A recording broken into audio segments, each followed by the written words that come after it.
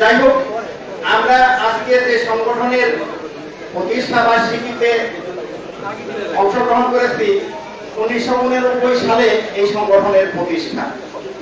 ওই সময়ে সচিবালয়ের বাহিরে বাংলাদেশে হাতে গোনা দু একটি সংগঠন ছিল, এক সমন্বয় পরিষদ আর তৃতীয় শ্রেণী সরকারি কর্মচারী সমিতি।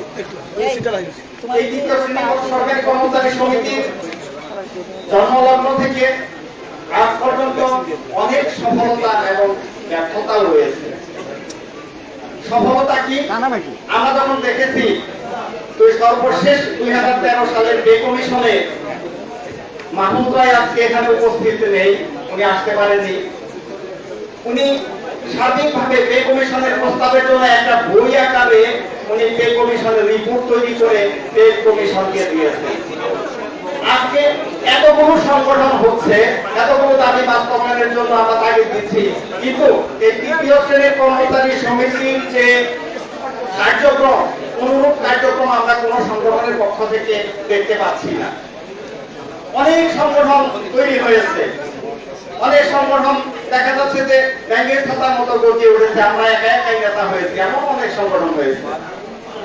কিন্তু আমরা কি সরকারি কর্মচারীদের স্বার্থে আমরা দেখানোর মতো কোনো কার্যক্রম করতে পেরেছি?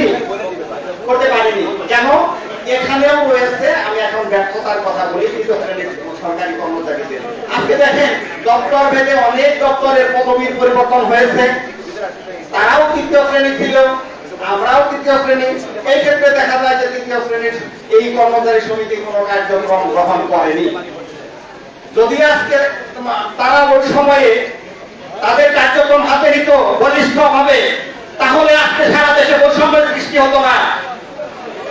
আমরা আপনাদেরকে বলবো, আমরা আপনাদের সাথে আছি, আপনারা বলিষ্ঠ ভূমিকা পালন করুন, বৈষম্যমুক্ত দেশ গঠন করুন, বৈষম্যমুক্ত সরকারি প্রশাসন গঠন করুন। দপ্তর ভেদে বা সংগঠন ভেদে যেন কোনো আলাদা আলাদা দাবি উপস্থাপন না হয়। আমরা আলাদা সংগঠন করতে পারি, কিন্তু আমাদের দাবি, আমাদের লক্ষ্য, অবিশ্বাস লক্ষ্য এক থাকতে হবে, গোল এক থাকতে হবে, তাহলে আমরা সফলকাম হতে পারবো। কিন্তু আমরা তা পারিনি।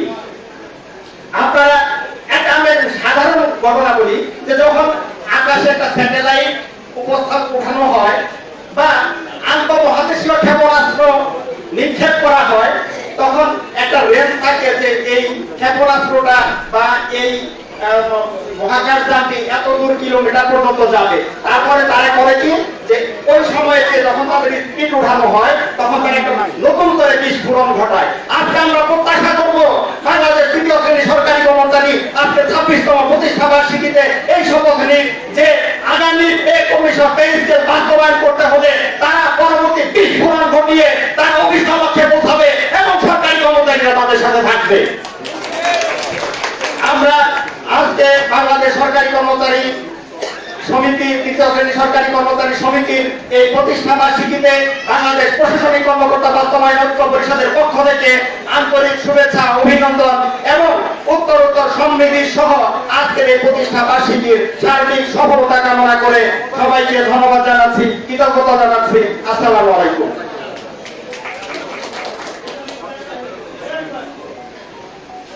আমাদের একটা সুখবর আছে। সুখবরটা হচ্ছে আমরা বাংলাদেশ সরকারি তৃতীয় শ্রেণীর পরিচিতা পেয়েছি সভাপতি। আবার আরো একটা সুখবর, যে তারই সহধর্মিনী যিনি সচিবালয় কর্মরত আছেন জনাব মোহাম্মদ বদিউল কবির, সভাপতি বাংলাদেশ কর্মচারী সংযুক্ত পরিষদ বাংলাদেশ সচিবালয়। যাই হোক, আমাদের দাবি মানার জন্য বেশি দূরে যেতে হবে না, ইনশাআল্লাহ মোহাম্মদ দাবি আমাদের ঘরের মাঝে আছেন। এখন আমি সম্মানের সহিত এবং শ্রদ্ধার সহিত তাকে বলবো যে আমরা তো স্বাভাবিক কর্মচারী, আপনি তো কর্মকর্তা এবং কর্মচারী পরিষদের সভাপতি সচিবালয়, যেখানে আমাদের প্রাণ কেন্দ্র। আমি বিশেষভাবে অনুরোধ করব আজকের অনুষ্ঠানে আপনি আমাদের উদ্দেশ্যে অন্ততপক্ষে 2 মিনিট হলেও কিছু বলবেন, প্লিজ। ধন্যবাদ। আমাদের মাঝে উপস্থিত হয়েছেন উন্নয়ন পরিষদের আশরাফুল আশিকি সিনিয়র সহসভাপতি, তাকে ধন্যবাদ। এখন আপনাদের মাঝে সংক্ষিপ্ত আকারে বক্তব্য রাখবেন, যাকে না দিলে নয়, জনাব মোহাম্মদ মুসা, বাংলাদেশ কালেক্টরেট অফিস, জনাব মোহাম্মদ মুসা ভাইকে তার সভাপতি হিসেবে বক্তব্য জেলা আসসালামু আলাইকুম। আমি মোহাম্মদ মুসা খান, সভাপতি বাংলাদেশ কালেক্টরেট সহকারী সমিতি, ঢাকা জেলা শাখা। আজকের এই তৃতীয় শ্রেণীর সরকারি কর্মচারী জন্মদিনের আমি ঢাকা কালেক্টরেটের সকল কর্মকর্তা কর্মচারীদের পক্ষ থেকে শুভেচ্ছা জানাচ্ছি। আজকে আমাদের অনুষ্ঠানের প্রধান অতিথি এবং বিভিন্ন দপ্তরের যারা এসেছেন সবাইকে ঢাকা কালেক্টরেটের পক্ষ থেকে সংগ্রামী অভিনন্দন ও শুভেচ্ছা জানাচ্ছি। সংগ্রামী বন্ধুগণ, বাংলাদেশের একটিমাত্র সংগঠন আছে যারা 64 জেলায় নেতৃত্ব দিয়ে থাকে, জেলা প্রশাসক কার্যালয়ে এবং 460টি উপজেলার ইউনো অফিস এবং এফিলেট অফিসে। আজকে এখানে সচিবালয়ের কর্মচারীদের নেতা বাদিউল কবির ভাই আছেন। আগামী দিনের যে পে স্কেল নিয়ে সরকার যে তাল বাহানা করছে, এই তাল বাহানা সরকারি কর্মচারীরা আর দেখতে চায় না। বাদিউল ভাইয়ের কাছে আমাদের বিশেষ অনুরোধ, সচিবালয় থেকে আপনারা একটা আন্দোলন এবং কর্মসূচির ডাক দেন। আমরা জেলা প্রশাসক কার্যালয়ে এবং ইউনো অফিস এবং এফিলেট অফিসের যেসব তৃতীয় এবং চতুর্থ শ্রেণীর কর্মচারীরা আছি, আমরা আগামী দিনে যে কোনো সংগ্রামে আপনাদের পাশে আছি এবং থাকবো, এই বলে সবাইকে আন্তরিক অভিনন্দন এবং শুভেচ্ছা জানিয়ে আমি আমার সংক্ষিপ্ত বক্তব্য এখানে শেষ করছি। সবাইকে ধন্যবাদ। আল্লাহ হাফেজ। ধন্যবাদ মুসা ভাইকে। আমরা অভিনন্দন জানাচ্ছি জনাব মোহাম্মদ আব্দুল সালাম, সভাপতি কবি নজরুল ইনস্টিটিউট কর্মচারী নয়, তিনি এক দল নিয়ে আমাদের এখানে যোগদান করেছেন, তাদেরকে অভিনন্দন। ধন্যবাদ জানাচ্ছি জনাব মোহাম্মদ মনিরুল ইসলাম, সাংগঠনিক সম্পাদক ঢাকা মেডিকেল কলেজ হাসপাতাল এবং সদস্য বাংলাদেশ সরকারি কর্মচারী সমিতির আহ্বায়ক কমিটি। এখন আপনাদের মাঝে বক্তব্য রাখবেন জনাব, যার কথা না বললেই নয়, বাংলাদেশ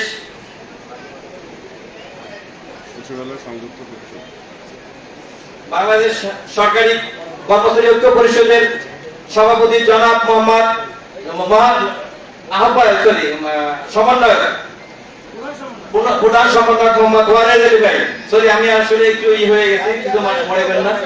জনাব মোহাম্মদ ওয়ারেদ আলী ভাই এখন তার বক্তব্য রাখবেন। বিসমিল্লাহির রহমানির রহিম। বাংলাদেশ তৃতীয় শ্রেণী সরকারি কর্মচারী সমিতির প্রতিষ্ঠা বার্ষিকীতে উপস্থিত আছেন সম্মানিত আহ্বায়ক, সম্মানিত সভাপতি জনাব সাদর রহমান, প্রধান অতিথি, বিশেষ অতিথিবৃন্দ, বাংলাদেশ সচিবালয় কর্মকর্তা কর্মচারী সংযুক্ত পরিষদের সম্মানিত চেয়ারম্যান ও তালিয়ার ঐক্য পরিষদের সম্মানিত সমন্বয়কবৃন্দ, বিভিন্ন বেসিক সংগঠনের সম্মানিত নেতৃবৃন্দ, সম্মানিত সুধী, আমাদের মাঝে আরো উপস্থিত আছেন আমাদের বগুড়া জেলা সমিতির সম্মানিত সাধারণ সম্পাদক সহ সম্মানিত অতিথিবৃন্দ, প্রিন্ট মিডিয়া, ইলেকট্রনিক মিডিয়ার সম্মানিত কর্মকর্তাবৃন্দ, গোয়েন্দা সংস্থার সম্মানিত কর্মকর্তাবৃন্দ, সম্মানিত সুধী, আসসালামু আলাইকুম ওয়া রাহমাতুল্লাহ। আমি বাংলাদেশ সরকারি কর্মচারী কল্যাণ ফেডারেশন ও দাবিয়াদার ঐক্য পরিষদের পক্ষ থেকে আজকে বাংলাদেশ তৃতীয় শ্রেণী সরকারি কর্মচারী সমিতির প্রতিষ্ঠা বার্ষিকীতে জানাই আন্তরিক অভিনন্দন ও অভিবাদন। সম্মানিত সুধী, বাংলাদেশ তৃতীয় শ্রেণীর সংগঠন অনেক পুরনো সংগঠন, আমাদের পূর্ববর্তী বক্তা বলে গেছেন। আমরা বাংলাদেশ তৃতীয় শ্রেণী সরকারি কর্মচারী সমিতি আমাদের নেতৃত্বে, সিনিয়র নেতৃত্বের কার্যক্রম যথাযথ উদ্যোগ না নেওয়ার কারণেই সিনিয়র ছিল।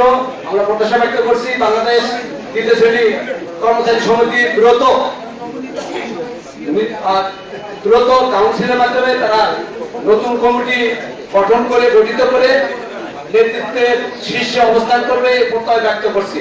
সম্মানিত সুধী, আমরা প্রজাতন্ত্রের কর্মচারী, আমরা 2015 সালে যে পে স্কেলটি পেয়েছিলাম, বৈষম্যযুক্ত একটি পে স্কেল, আমরা 2019 সাল থেকে 8ম পে স্কেল সংশোধন সহ আমরা দীর্ঘদিন আমাদের আন্দোলন কর্মসূচি চালিয়ে গেছি। আমরা পরবর্তীতে আমাদের 9ম পে স্কেলের জন্য আন্দোলন কর্মসূচি চালিয়ে যাচ্ছি দীর্ঘদিন। বিগত সরকার আমাদের এই আন্দোলন কর্মসূচিকে গুরুত্ব দেননি, আমরা হতাশ ছিলাম।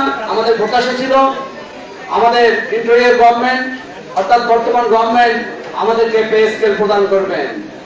আমাদেরকে পে কমিশন গঠন করে দিয়েছেন। পে স্কেল দেওয়ার বিষয়ে মাননীয় অর্থ উপদেষ্টা বিভিন্ন সময় বক্তব্য দিয়েছেন। দুঃখের বিষয়, সর্বশেষ আমরা প্রধানত কর্মচারীরা যখন পে স্কেলে তার বেসিক কত হবে এই কোথায় এই হিসাব নিকাশ করছি, তার মধ্যে গত 9 তারিখে অর্থ উপদেষ্টা একটি বক্তব্য দিয়ে প্রধানমন্ত্রী সকল কর্মচারীকে আহত করেছেন। আমাদের কর্মচারীদের মধ্যে রক্তক্ষরণ শুরু হয়ে গেছে। আমরা গতকাল প্রতিনিধি সভা করেছি প্রেস ক্লাবে। আপনাদেরকে সবিনয় জানাতে চাই, 30শে নভেম্বরের মধ্যে পে কমিশনের সুপারিশ এবং 15 ডিসেম্বরের মধ্যে যদি পে স্কেলের গেজেট প্রকাশিত না হয়, আমরা 16 ডিসেম্বরে আমাদের দাবি আদায় পরিষদ তথা সচিবালয় সংযুক্ত পরিষদের সম্মানিত নেতৃবৃন্দের সমন্বয়ে যে কর্মসূচি আসবে, আমাদের কর্মসূচিতে আপনারা সবাই অংশগ্রহণ করবেন। ইনশাআল্লাহ নবম পে স্কেল ডিসেম্বরের মধ্যে বাস্তবায়িত হবে, এই প্রত্যয় ব্যক্ত করে আমি আমার বক্তব্য শেষ করছি। আসসালামু আলাইকুম ওয়া রাহমাতুল্লাহ। ধন্যবাদ অরেজের ভাইকে। আমাদের মাঝে উপস্থিত আছেন বৃহত্তর বগুড়া সমিতি ঢাকা সহসভাপতি অতিরিক্ত কমিশনার জনাব মোশাররফ হোসেন স্যার, ওনাকে ধন্যবাদ দিতেছেন সমিতির পক্ষ থেকে। এখন আমাদের মাঝে বক্তব্য রাখবেন 11-20 গ্রেড সরকারি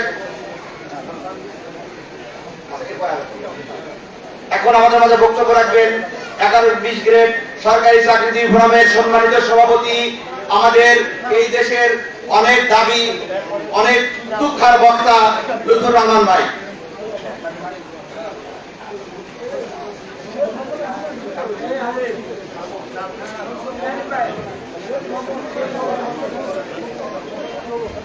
বিসমিল্লাহির রহমানির রহিম।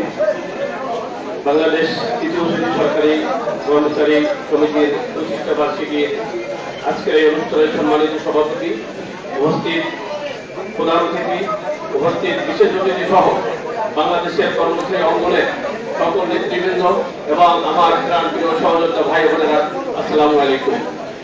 আপনারা জানেন আমরা আমাদের কর্মচারীদের দাবি দেওয়া নিয়ে 2019 সাল থেকে বিভিন্ন জেলা উপজেলা বিভাগ আমরা ভ্রমণ করেছি। আমরা কর্মচারীদের অধিকারের বিষয়গুলি আমাদের কর্মচারী ভাইরা অনেকেই জানতো না যে আমরা কোথায় কোথায় আমাদেরকে ঠকানো হয়েছে। সেই অধিকারের বিষয়গুলি কর্মচারীদের যখন আমরা বোঝাতে পারলাম, সারা বাংলাদেশের বিভাগীয় পর্যায়ে সমাবেশ করলাম, তারপরে ঢাকা শহরে আমরা শহীদ সমাবেশ করেছি। আমরা আমাদের বিগত সরকারের আমলে আমরা বিভিন্ন ভাবে সরকারের দৃষ্টি আকর্ষণ করার জন্য চেষ্টা করেছি, কিন্তু দুর্ভাগ্যের বিষয় আমাদের দাবি বাস্তবায়ন হয়নি। আপনারা জানেন, হয়তো অনেকে জানেন না, আমাদেরকে এনএসআই ডেকে নিয়ে আমাদেরকে ঘন্টার পর ঘন্টা আমাদের সাথে আর্গুমেন্ট করেছে, আমাদের 14 গোষ্ঠীর খবর নিয়েছে। তখন আওয়ামী লীগ পন্থী যে সমস্ত কর্মচারী নেতারা ছিল তারা খুব মজা মেরেছেন, তারা বলছেন এইবার ছাড়ানো ভিতরে ঢুকিয়েছে। আর আমরা যারা অধিকার আদায়ের জন্য আন্দোলন করেছি, আমরা তখন ভাবতেছিলাম আমরা আর পরিবার পরিজনের কাছে ফিরে যেতে পারবো কিনা, আমরা তখন ভয়ের ভিতরে ছিলাম, কিন্তু তারপরেও আমরা দমে যাইনি। আজকে এই প্রতিষ্ঠা বার্ষিকীতে আমার কথা বলতে দেওয়ার জন্য আমি তো তৃতীয় শ্রেণীর কর্মচারী নেতৃবৃন্দকে ধন্যবাদ জানাচ্ছি। সাথে সাথে আমি এই তৃতীয় শ্রেণীর কর্মচারীর নেতৃবৃন্দকে অনুরোধ জানাবো যে আপনারা বাংলাদেশের কর্মচারীরা এই মুহূর্তে আমরা যারা অধিকার নিয়ে কথা বলতেছি আমাদের দিকে তাকিয়ে আছে। আমরা গত মঙ্গলবার একটি সভা করেছি, সেখানে আমি স্পষ্টভাবে বলেছিলাম ভাই আর কোনো বিদ্বেষ নয়, আর কোনো হিংসা নয়, আমরা সবাই আমার সন্তানের পেটে যাতে বাদ দিতে পারি সেই বিষয়টি চিন্তা করে আমরা সবাই আগামী প্রেস ক্লাবে শুক্রবারের সমাবেশে আসি। কিন্তু দুর্ভাগ্যের বিষয় অনেক নেতারাই আসেন নাই। আমি কেন আসেন না, কেন তাদের ভিতরে কি হিংসা কি দেওয়ার জানি না। আমি আজকে আপনাদের সবাইকে উদ্দেশ্য করে বলতে চাই, আপনারা আমি এমন বিষয়ের সভাপতি হিসাবে আমি স্পষ্টভাবে বলতে চাই আমার কোনো চেয়ার দরকার নাই ভাই। আপনাদের পিছনে দাঁড়িয়ে দাঁড়িয়ে সম্পর্কে 2-1টি কথা বলে আসবো, তবু অনুরোধ জানাবো আপনারা উদ্যোগ নিন। আমি আপনাদেরকে বারবার দাওয়াত দিয়েছি, আমরা ঐক্যবদ্ধভাবে কর্মসূচি দেই। আমি সারা পাচ্ছি না কেন, আমাদের কর্মচারীরা সারা দিচ্ছে কিন্তু আমাদের নেতৃবৃন্দ সারা পাচ্ছি না। তারা এখানে যারা আছেন আর আপনাদের হিংসা দেওয়ার ভুলে অনুরোধ জানাবো আমরা একটা মধ্যে আসতে পারবো না কেন, এখানে আমাদের ব্যক্তিগত কোনো দাবি নয়, এখানে কর্মচারীদের পেটে ভাতের জন্য আমরা দাবি জানাচ্ছি। তাই আমাদের সময় নাই। আপনারা জানেন আমাদের দাবির প্রেক্ষিতে সরকার কমিশন গঠন করেছিল। এই অর্থ উপদেষ্টা একবার বলেছিলেন কিসের মহর্গবতা, আমি তো কিছুই দিলেন, পরবর্তীতে আমাদের 15% বিশেষ ভাতা দিলেন। আমাদের কিভাবে ক্ষতি করতেছে আপনারা একটু লক্ষ্য করে জানতে পারবেন। আমাদের বেতন কিন্তু বাড়তেছে না। এই যে 15% ভাতা দিয়েছেন সেটা কিন্তু বেতনের সাথে যোগ হয় নাই। যে সমস্ত ভাইয়েরা এখন অবসরে যাচ্ছে তাদের এককালীন টাকাতে কত কমে যাচ্ছে, তারা কত টাকা কম পাচ্ছে, এই বিষয়গুলিকে আপনারা এখনো ভাবছেন? আমাদের সেটাই আমাদের বেতনের সাথে যোগ করতে হবে। তাই আমরা আমাদের সময় বেশি নয়, আপনারা যারা আছেন এই নেতৃবৃন্দকে ডাক দেবে, সেই ডাকে যদি আপনারা মাঠে ভাবে না নামেন, দাবি কিন্তু বাস্তবায়ন হবে না ভাই। সবাইকে মাঠে নামতে হবে, ঐক্যবদ্ধ হবে দাবি আদায়ের জন্য। প্রস্তুতি নেই, ইনশাআল্লাহ এই নেতৃবৃন্দ অবশ্যই অচিরেই ঐক্যবদ্ধ কর্মসূচি মাঠে আসতেছে। আপনারা সবাই ঐক্যবদ্ধ ভাবে মাঠে নামবেন। আর আমি বলতে চাই, মাননীয় পুরাণ প্রতিষ্ঠার উদ্দেশ্যে আগামী 30 নভেম্বরের ভিতরে এই কমিশনের রিপোর্ট দাখিল করার ব্যবস্থা করুন। আর যদি তা না করেন এবং আগামী 15 ডিসেম্বরের ভিতরে যদি গেজেট প্রকাশ নেওয়া হয়, আমরা সচিবালয় সহ বাইরের দপ্তর দপ্তরের কর্মচারীরা একত্র হয়ে এমন কর্মসূচি দিতে বাধ্য হবো, আমাদের দাবি বাস্তবায়ন না করে আপনারা কোথাও যেতে পারবেন না। ইনশাআল্লাহ আপনারা সেই কর্মসূচিতে সবাই ঐক্যবদ্ধ হয়ে অংশগ্রহণ করবেন, এই প্রত্যাশা ব্যক্ত করে আমি আমার বক্তব্য শেষ করছি এবং কিন্তু যদি প্রশ্নবাসীকে সফলতা কামনা করছি। আল্লাহ হাফেজ, সবাইকে ধন্যবাদ। ধন্যবাদ জানাবো বক্তব্য দেওয়ার জন্য। আমাদের বাহিরে যারা এলোমেলো ভাবে ঘোরাফেরা করছেন তাদেরকে দয়া করে চেয়ারে আসন গ্রহণ করার জন্য অনুরোধ করছি। আমাদের অনুষ্ঠানের অতিথিবৃন্দ কিন্তু বক্তব্য শেষে আমাদের সাংস্কৃতিক অনুষ্ঠান, অতএব আবার কেক কাটার অনুষ্ঠান আছে, চেয়ার কিন্তু কিছু খালি আছে, এরপরে কেউ বসে গেলে কিন্তু জায়গা পাবে না, তাড়াতাড়ি চলে আসেন। আমরা আসলে কি ঘুমিয়ে গেছি? তাহলে আমি একটা স্লোগান দেই, এই শুভ শুভ শুভ দিন, তৃতীয় শ্রেণীর জন্মদিন, এই শুভ শুভ শুভ দিন, সাজার ভাই এগিয়ে চলো, হারুন ভাই এগিয়ে চলো, মাহবুব ভাই এগিয়ে চলো, নোমান ভাই এগিয়ে চলো, বাদুল ভাই এগিয়ে চলো। উপস্থিতি এক পর্যায়ে বক্তব্য রাখার জন্য অনুরোধ করছি। সারা বাংলাদেশের উৎকণ্ঠার মধ্যে দিয়ে সরকারি কর্মচারীদের যিনি কালো আইন প্রত্যাখ্যান করে চাকরির ভয় উপেক্ষা করে যিনি নেতৃত্ব দিয়েছিলেন, বাংলাদেশ সচিবালয়ের অবিসংবাদিত নেতা কিংবদন্তি, বাংলাদেশ সচিবালয় কর্মকর্তা কর্মচারী সংযুক্ত পরিষদের সম্মানিত সভাপতি জনাব বাদুল ভাইকে বক্তব্য রাখার জন্য আমি সবিনয় অনুরোধ করছি। বাদুল ভাই এগিয়ে চলো, দাবির মধ্যে একটাই, 1:4 চাই।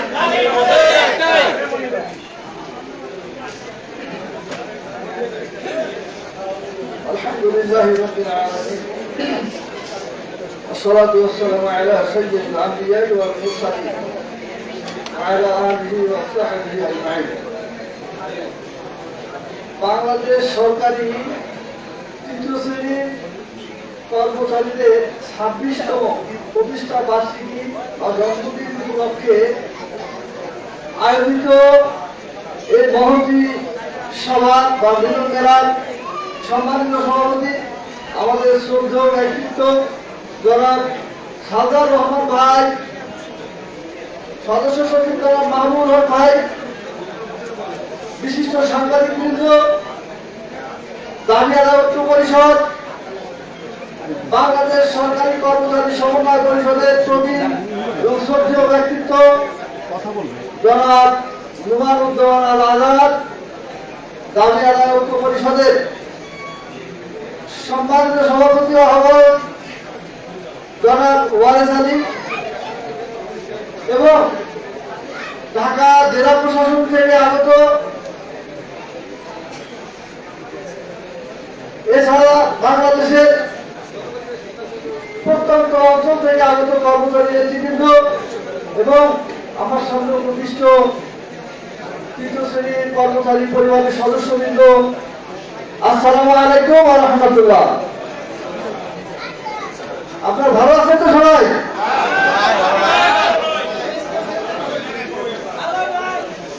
ভালো থাকার কথা নয়, ক্ষুধার রাজ্যে পৃথিবী বৌদ্ধময়, পূর্ণিমার চাঁদ যেন ঝলসানো রুটি। আজকে কর্মচারীদের প্রতিষ্ঠা বার্ষিকী, আজকে তাদের সব উপস্থিতি আমি লক্ষ্য করার কথা ছিল, কিন্তু আজকে দেখছি কর্মচারীদের মুখে সেই হাসি নেই, মনে আনন্দ নেই। কর্মচারীরা আজকে বিচ্ছিন্ন, they are not united। আজ তারা পরিবারের ব্যয় নির্বাহ করতে দল ধর্ম অবস্থা। আজকে আমাদের মাঝে উপস্থিত হয়েছে আমাদের সচিবালয়ের কর্মকর্তা কর্মচারী সংযুক্ত পরিষদের সম্মানিত উপদেষ্টা জনাব মোহাম্মদ তোহা ভাই। তোহা ভাই সামনে আসেন, আপনি সামনে আসেন, সামনে আসেন, আপনার সিনিয়র হয়ে গেছে, সামনে আসেন। আজকে আপনাদের মাঝে আমাদের সাথে একটা মিলন মেলা বা সেতু বন্ধন মেলবন্ধন রচনা করেছে আমাদের কিছু ভাই প্রচারণার মাধ্যমে। আব্দুল মালিক ভাই কই? আব্দুল মালিক ভাই, আব্দুল মালিক কই? বাইরে গেছে, বাইরে আছে। আশিক ভাই, আপনি সামনে আসেন, সামনে আসেন, সামনে আসেন, সামনে আসেন। আশিক ভাই, মালিক ভাই, এরা আমাদের কথাগুলো ব্রডকাস্ট করে। এখন হলো ইনফরমেশন টেকনোলজির যুগ। যার কাছে যত ইনফরমেশন আছে সে তত সমৃদ্ধ, সে তত শক্তিশালী। আজকে আমরা সব টাইমের মধ্যে বাংলাদেশের প্রত্যন্ত অঞ্চল, টেকনাফ থেকে তেঁতুলিয়া, রূপসা থেকে পাথুরিয়া, সমস্ত জায়গায়, সমস্ত দপ্তর সংস্থায় আমরা খুব শর্ট টাইমের মধ্যে ইনফরমেশন ক্যারি করতে পারি আমাদের মিডিয়া কর্মীদের মাধ্যমে। আমরা সবসময় একটা অভিযোগ করে থাকি যে আমরা পেলাম না, আমরা বঞ্চিত, আমরা ডেডলাইন, আমরা লেট ডাউন, এভরিথিং আছে। কিন্তু আমরা যোগ্যতা দিয়ে এই কথাটা প্রমাণ করতে পারি না বা চাই না যে আমি নিতে পারলাম না, আমি আমার অধিকার আদায় করতে সক্ষম হলাম না। আমরা শুধু নেতিবাচক কথাগুলো বলে থাকি। আজকে যদি আপনাদেরকে আমি প্রশ্ন করি যে বাংলাদেশের টোটাল কর্মচারীর সংখ্যা কত? কর্মচারী, একজন সচিব কর্মচারী, একজন বিজ্ঞানী কর্মচারী, তিনিও কর্মচারী। আমি যদি আপনাদের কাছে প্রশ্ন শুনে দিই যে বাংলাদেশের বর্তমান কর্মচারীর সংখ্যা কত, আমার মনে হয় না যে কেউ সঠিকভাবে বলতে পারবেন। আমার মনে হয় না আপনারা সঠিকভাবে বলতে পারবেন। যারা আপনাদেরকে পরিচালিত করেন, যারা লিডারশিপে আছেন, যারা নেতৃত্ব দেন, গরম গরম বক্তব্য দেন, তাদের কাছে মনে হয় যে সঠিক তথ্যটা নেই। আমি আপনাদেরকে বলি, বাংলাদেশের যে কোনো প্রোগ্রাম, যে কোনো কর্মসূচি, যে কোনো অনুষ্ঠান, সেখানে বক্তব্য থাকতে হবে গঠনমূলক, প্রস্তাবনা থাকতে হবে যৌক্তিক। যদি গঠনমূলক বক্তব্য আর প্রস্তাবনা না থাকে, সেই প্রোগ্রাম বা কর্মসূচি থেকে, সেই সম্মেলন থেকে, সেই অনুষ্ঠান থেকে মানুষ খালি হাতে যায়, সে কিছু অর্জন করে দিতে পারে না। আপনাদের জানা থাকা দরকার। আপনারা জানেন বাংলাদেশের মোস্ট কম্পিটিটিভ এক্সামিনেশন কি? বিসিএস। বাংলাদেশ সিভিল সার্ভিসের পরীক্ষাগুলো সবচেয়ে বেশি প্রতিযোগিতামূলক হয়ে থাকে। আমি যদি আপনাদের কাছ থেকে 5 মিনিট সময় বেশি নেই, আপনারা কি বিরক্ত হবেন? এই বিসিএস এর কম্পিটিটিভ এক্সামিনেশনে তারা ভালো ফলাফল করে যারা অলরাউন্ডার, অর্থাৎ প্রতিটা সাইডে, এভরি কর্নার, এভরি সাইড, যারা তাদের ট্যালেন্টনেস প্রুভ করতে পারে। শুধু লেখা না, উপস্থাপনও তাদের থাকতে হয়। উপস্থাপনের মতো একটা বড় হাতিয়ার তাদের রপ্ত করতে হয়। সব মিলিয়ে তারপরে বিসিএস কোয়ালিফাই করে। আমি গত বৃহস্পতিবারে যখন আমার সচিবালয়ের নেতৃবৃন্দকে নিয়ে একজন সচিব মহোদয়ের সাথে দেখা করতে যাচ্ছিলাম, তখনই আমার পাশে দাঁড়িয়ে ছিলেন একজন যুগ্ম সচিব।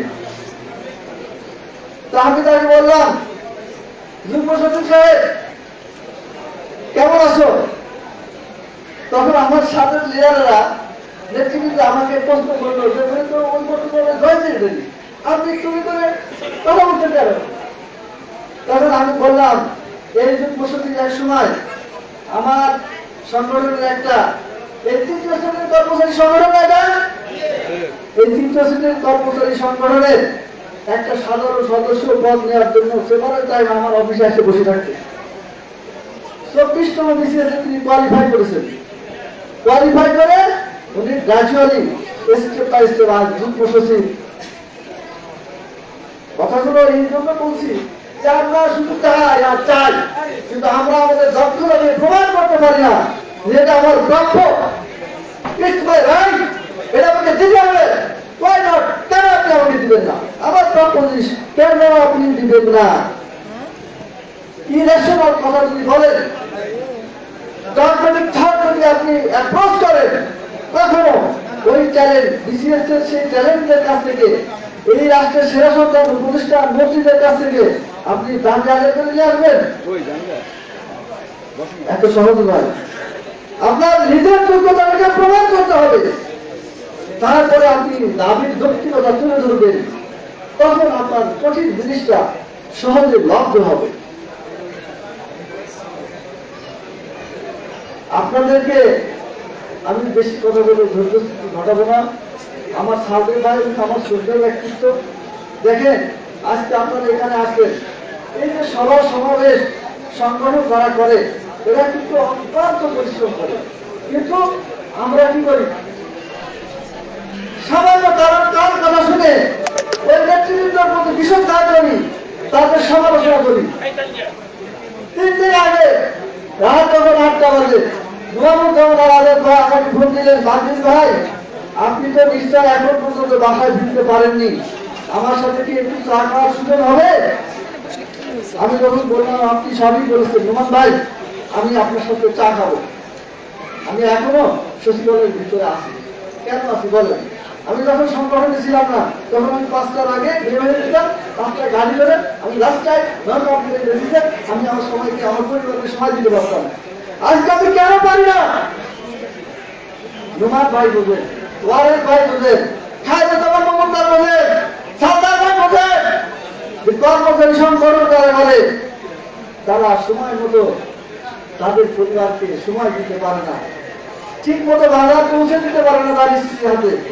কিন্তু সমালোচনার বেলায় আপনারা কোনো বিষয় কোনো কিছু তার বিচার না করে নেতাদের সমালোচনা করছেন, নেতাদের সমালোচনা করে।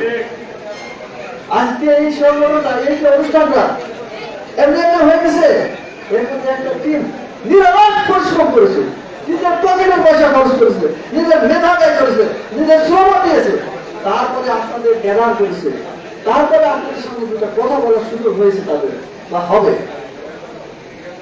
আমি মূল বক্তব্যে ফিরে আসি।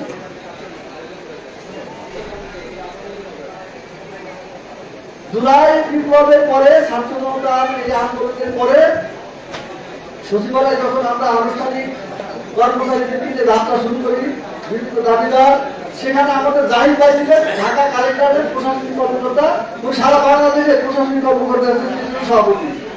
উনি আমাকে 3 দিন করে দাওয়াত দিয়েছেন।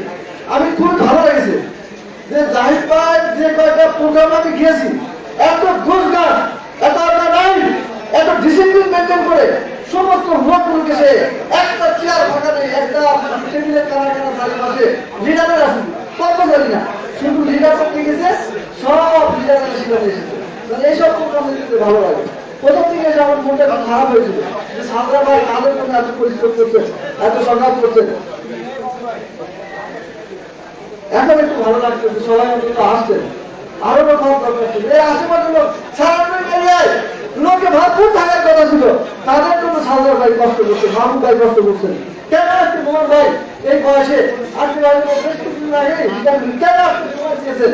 কর্মচারীদের ভালোবাসার কাছে এরা আমাদের সিনিয়র সাংবাদিক বন্ধুরা আছেন, কেন আসছেন? কর্মচারীদের প্রতি তাদের ভালোবাসা, হৃদ্যতা, সেই সহমর্মিতা, সেটা কর্পোরেশনের কোঅর্ডিনেশন করতে আসছেন। আর আপনারা যদি রাত টাইমে, ছিল টাইমে আপনি সবার চলে আসতে না পারেন, শুধু আসবেন না, আমরা সবাইকে ডেকে নিয়ে আসবেন। আমি তো পে কমিশনের দাবি দেবো, পে কমিশনের আন্দোলন লাফিয়ে পড়বো। আমি তো ভয় পাচ্ছি আপনাদের দিকে, কারণ Rome was not built in a day. রোমের সুরক্ষণাবলী একদিনে তৈরি হয়নি।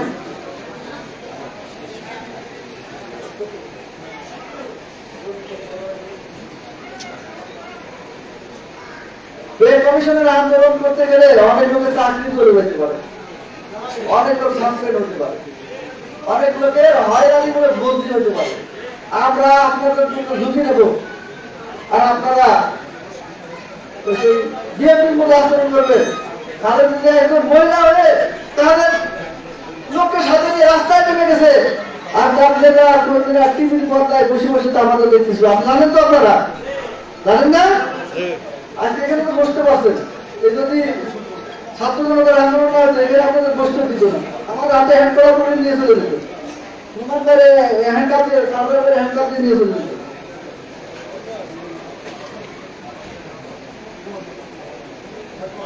আমি আপনাদের কাছে সময় নিয়েছি, জরুরি পদক্ষেপ আপনাদের জানা থাকা দরকার, খুবই জানা থাকা দরকার।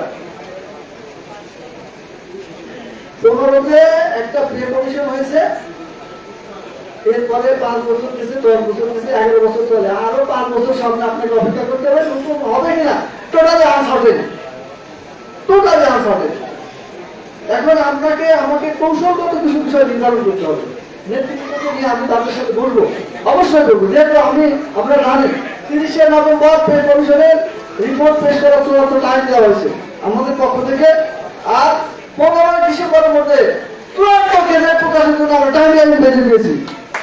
অনেক পথ দিতে হবে, অনেক সেট আছে এখানে।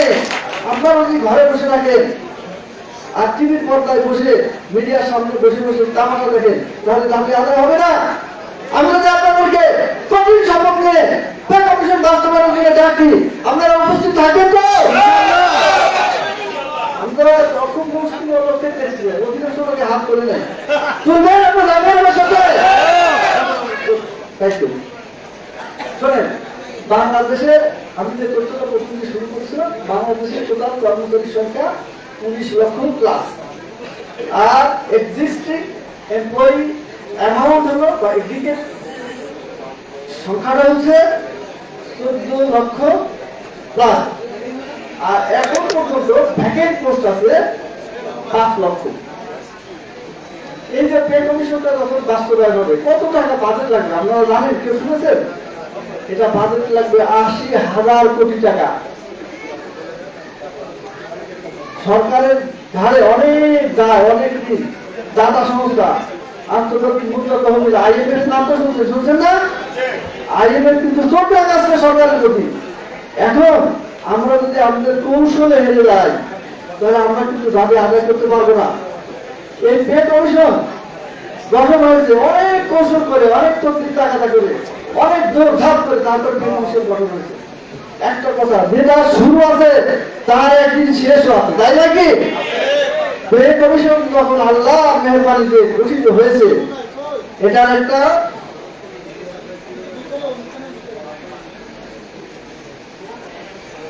একটা সমাপ্তিও আছে, সমাপ্তি হবে। আপনাদেরকে নিয়ে বলবো, আমি এখানে আসার আগে সরকারের গোয়েন্দা সংস্থা থেকে আমাকে আপনাদের অনুমতি করে করেছে কিনা জানি না, আমার সাথে কিন্তু টাইম টু টাইম তারা খবর দিচ্ছে।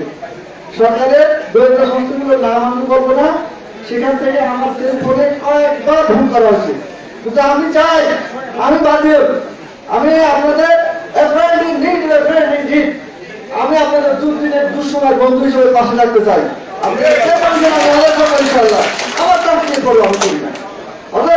আপনাদের জন্য যখন আমার এটা একটিকার ঘোষণা, আপনাদেরকে সেটা প্রমাণ দিতে হবে ভবিষ্যতে। আমার দুদিনের দুঃসময় আপনারও পাশে থাকবেন, থাকবেন তো ইনশাআল্লাহ? আচ্ছা, এখানে প্রাইমারি একজন নেত্রী আছে, ঘায়রুল নাহার লিপি, আসবে নাকি? আসবে?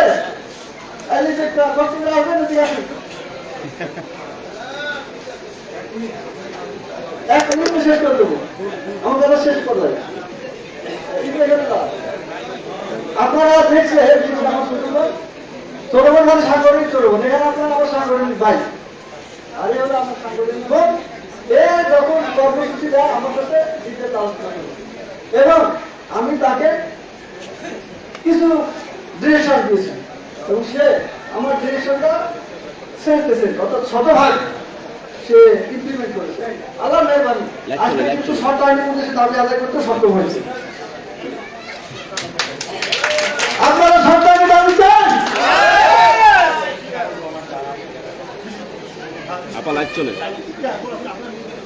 আপনারা যদি দাবি চান তাহলে আমরা আমরা অল্প সময়ের মধ্যে সারা বাংলাদেশের যত কর্মচারী নেতৃত্ব আছে তাদের সাথে বলবো আমাদের পলিসি শোনেন।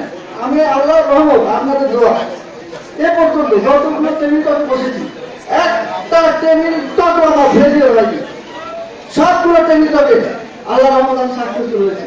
আশা করি সামনে যে কমিশনের ব্যাপার নিয়ে আমাদের নেগোসিয়েশন হবে তখন আমরা সফল হব এবং আমি এমন কিছু পলিসি সেট আপ করেছি যে সরকার হাসি মুখে আমাদের পে কমিশন বাস্তবায়নের ঘোষণা দেবে, হাসি মুখে দিবে। আমরা আন্দোলন দেওয়ার আগে যদি তারা এই ধরনের কোনো কৌশল বা পলিসি সেট আপ করতে পারি আশা করি যে আমাদের পলিসিতে আমরা জয়লাভ করবো।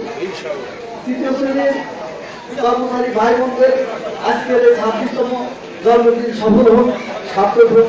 আপনারা সকলে ভবিষ্যতে একটা ঐক্যবদ্ধ প্ল্যাটফর্মে থেকে নেতৃত্বকে আনুগত্য করবেন এবং আমাদের সকলের প্রাণের দাবি, সকলের চাওয়া পাওয়া, বঞ্চিত কর্মচারীদের প্রাপ্তির বিষয়, বঞ্চিত কর্মচারীদের যেদিকে চেয়ে আছে নবম জাতীয় পে কমিশন, নবম জাতীয় পে কমিশন দ্রুত গেজেটারে প্রকাশিত হোক এই আশাবাদ ব্যক্ত করে মহান আল্লাহর কাছে আমি সাহায্য দিয়ে আমার কথা শেষ করছি।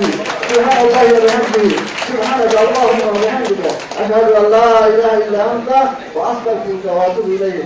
আসসালামু আলাইকুম ওয়া রাহমাতুল্লাহ।